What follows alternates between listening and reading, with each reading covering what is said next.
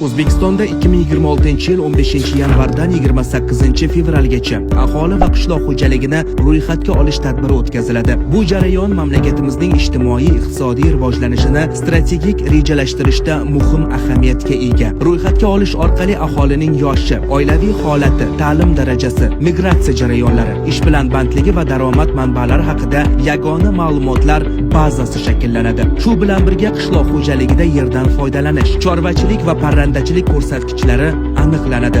Mazkur tadbir ikki usulda amalga oshiriladi. Birinchi usulda 2026-yilning 15-yanvaridan 31-yanvarigacha bo'lgan muddatda census.stat.uz sayti orqali onlayn ro'yxatga olish ishlari amalga oshiriladi.